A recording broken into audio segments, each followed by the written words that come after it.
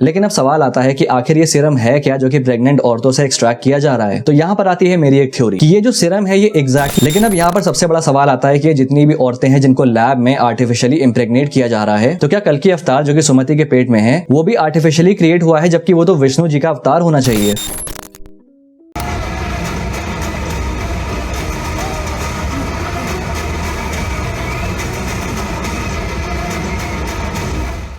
अरे भैया वो एक ट्रक भरवा के बरनौल भिजवा देते, कब से कह रहा हूँ। अरे भाई बहुत जगह पहुंचवाना है।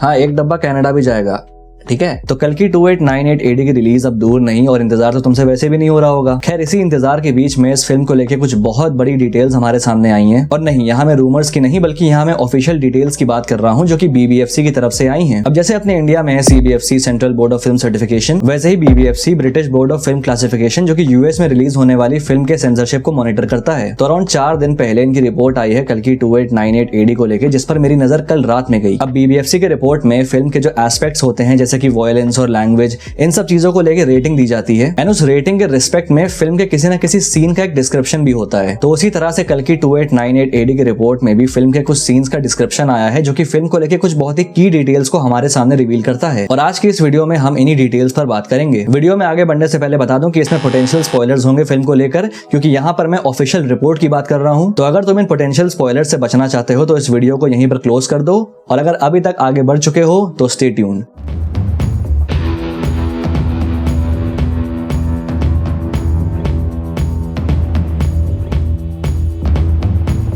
तो BBFC फिल्म के एस्पेक्ट्स को आउट ऑफ 5 रेट करता है, एंड कल की 2898 AD की रिपोर्ट में वायलेंस, थ्रेट एंड हॉरर और सेक्सुअल वायलेंस और सेक्सुअल थ्रेट को 3 पॉइंट्स मिले हैं 5 में से, विच मींस इन चीजों की जो इंटेंसिटी है वो फिल्म में मीडियम से हाई होगी। बाकी इन सारी हेडिंग्स के अंदर मेन इंटरेस्टिंग डिटेल होती है जहां पर फिल्म के कुछ की सीन्स का डिस्क्रिप्शन हमारे सामने आता है। तो सबसे पहले आते हैं थ्रेट एंड वायलेंस के सेक्शन में, जहां पर डिस्क्रिप्शन कुछ ऐसा जाता है कि औरतों और लड़कियों को फर्टिलिटी लेवल्स के लिए स्कैन किया जाता है। फर्टिलिटी लेवल्स का मतलब होता है कि उनके प्रेग्नेंट होने के चांसेस कितने हाई हैं। उसके बाद इन लड़कियों को किडनैप किया जाता है और एक लेबोरेटरी में इम्प्रेग्नेट किया जाता है ताकि वो एक बच्चे को जन्म दें। 3 मैंने पहले ही बोल दिया था कि प्रोजेक्ट के कुछ ऐसा ही हो सकता है। इसके बाद आगे लिखा है कि एक प्रेग्नेंट लेबोरेटरी सब्जेक्ट को रिस्ट्रेन किया जाता है और उसके पेट से सीरम को एक्सट्रैक्ट किया जाता है और फिर उसको एक पिट या गड्ढे में फेंक दिया जाता है जिसमें आग होती है। अब जो प्रेग्नेंट लेडी से सीरम एक्सट्रैक्ट करने वाला सीन है वो शायद ये वाला सीन हो सकता है, लेकिन अब सवाल आता है कि आखिर ये सीरम है क्या जो कि प्रेग्नेंट औरतों से एक्सट्रैक्ट किया जा रहा है। तो यहाँ पर आती है मेरी एक थ्योरी कि ये जो सीरम है ये एग्जैक्टली ये जो सारी औरतें हैं जो कि इस प्रोजेक्ट का पार्ट है या फिर इसके टेस्ट सब्जेक्ट्स हैं, ये इन सारी प्रेग्नेंट औरतों में से एक्सट्रैक्ट नहीं किया जा रहा बल्कि कुछ सेलेक्टेड प्रेग्नेंट औरतों में से एक्सट्रैक्ट किया जा रहा है। स्पेसिफिकली वो औरतें जिनके पेट में जो बच्चे हैं वो परफेक्टली हेल्दी होंगे और उनके अंदर कोई भी जेनेटिक डिसऑर्डर नहीं होगा, क्योंकि यहाँ पर ऑफ कोर्स हम एक पोस्ट अपोकैलिप्टिक वर्ल्ड की बात कर रहे हैं जहां पर हेल्दी बेबीज का पैदा होना एक रेयरिटी है। एंड आई थिंक ये जो सीरम इन प्रेग्नेंट औरतों के पेट से निकाला जा रहा है ये इन्हीं हेल्दी बेबीज या फिर फीटस के एक्सट्रैक्ट होंगे, एंड देन इसी सीरम का इस्तेमाल करके सुप्रीम यास्किन खुद को जिंदा रख रहा है, या फिर उसी सीरम की मदद से वो अपने लिए आर्टिफिशियल बॉडीज या फिर क्लोन्स को क्रिएट कर रहा है जिसमें वो अपनी कॉन्शियसनेस को ट्रांसफर कर सके, जो कि सीन में हम दोनों तरफ देख सकते हैं। एंड माइट बी ये बॉडीज इन सीरम से ही क्रिएट की गई हूं। एंड मैं फिर से रिपीट कर दूं कि ये सिलेक्टेड प्रेग्नेंट औरतों के साथ हो रहा है जिनका बच्चा जो है उस क्राइटेरिया को मीट कर रहा हो जो कि कली के लिए नई बॉडी बनाने के लिए सुटेबल हो। एंड ये जो डिस्क्रिप्शन है ये सुमति के कैरेक्टर आर्क को लेकर हमारे सामने काफी कुछ क्लियर करता है। अब जैसा कि हमको पता है कि सुमति अपने प्रेग्नेंट स्टेट में इस कॉम्प्लेक्स से एस्केप कर जाएगी, एंड ये सीरम एक्सट्रैक्ट करके उन औरतों को जान से मार देना ही वो रीजन होगा जिसकी वजह से वो एस्केप करेगी, क्योंकि उसके पेट में कल की अवतार है जो कि एक आम बच्चा नहीं है, which automatically makes her a subject for serum extraction। अब ये सीन देखो तो समझ आता है कि सुमति विटनेस कर चुकी है कि जिन औरतों से सीरम एक्सट्रैक्ट होता है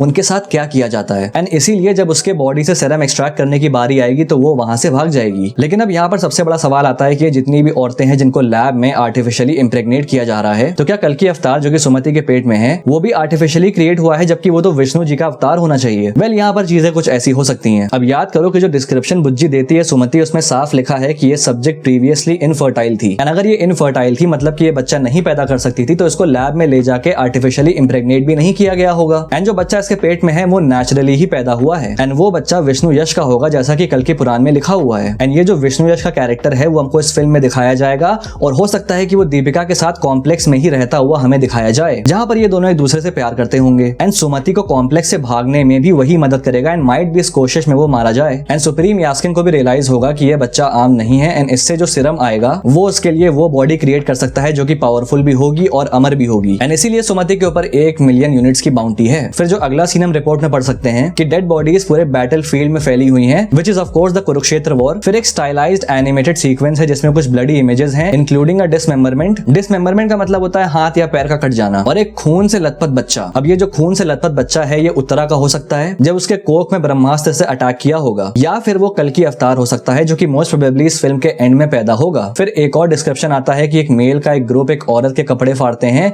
एक छोटे से एनिमेटेड सीक्वेंस के दौरान। वो औरत अनकंफर्टेबल होती है एंड देन एक अनलाइकेबल कैरेक्टर उसकी तरफ हाथ बढ़ाता है एंड उसके साथ यौन क्रिया करने का प्रस्ताव देता है, जिसको एक नेगेटिव वे में हमारे सामने प्रेजेंट किया जाता है। अब ये डिस्क्रिप्शन पढ़ के मुझे ऐसा लगता है कि यहाँ पर द्रौपदी के चीर हरण की बात हो रही है, क्योंकि नोट करो कि ये एक एनिमेटेड सीक्वेंस होगा और ब्रीफ होगा। अब सिंस कुरुक्षेत्र वॉर शुरू होने के पीछे और अश्वत्थामा का पांडवों के प्रति नफरत पैदा होने के पीछे जो रीजन था वो द्रौपदी का चीर हरण ही था, तो हो सकता है कि वो सीक्वेंस भी हमको यहाँ पर देखने को मिले। तो भाई यहाँ पर खत्म होती है वीडियो एंड मोस्ट प्रोबेबली ये मेरी थ्योरीज की आखिरी वीडियो होगी कल्कि 2898 AD के ऊपर। और अब मिलते हैं सीधा कल्कि 2898 AD के रिलीज के बाद। बाकी तुम्हारे अपने थॉट्स को कमेंट बॉक्स में लिख के जरूर से बताना, और हाँ वीडियो पसंद आए तो लाइक कर देना, और अगर पहली बार यहाँ पे आए हो तो सब्सक्राइब करना मत भूलना ऐसी और वीडियोस के लिए। Till then this is your pop culture net signing off. Will see you guys in the next video and thanks for watching.